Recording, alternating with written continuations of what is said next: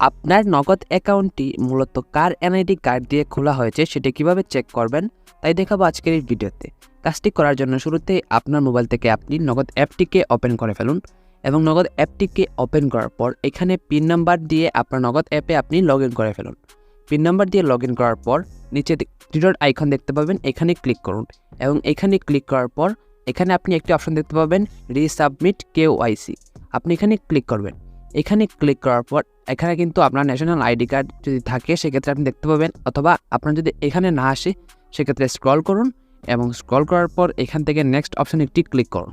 Next অপশানে click করার পর কিন্তু আপনার নগদ অ্যাপ্লিকেশন নাম্বার নেমের জায়গায় এখানে কিন্তু আপনার দেখতে পাবেন এনআইডি নাম্বার রয়েছে এবং অ্যাপ্লিকেশনস নেম দেখতে পাবেন। তো অ্যাপ্লিকেশনস নেমে যার নামটা থাকবে মূলত তার এনআইডি কার্ড দিয়েই আপনার নগদ অ্যাকাউন্টটি খোলা হয়েছে।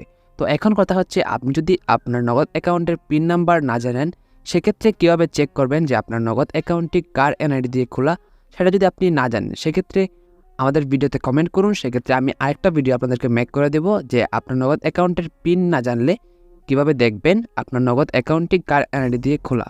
তো এভাবে আজকে কিন্তু দেখিয়ে দিলাম যে আপনার নগদ অ্যাকাউন্টের পিন যদি আপনি জানা থাকে সেক্ষেত্রে কীভাবে দেখবেন আপনার নগদ অ্যাকাউন্টটি কার এনআইডি কার্ড দিয়ে খোলা।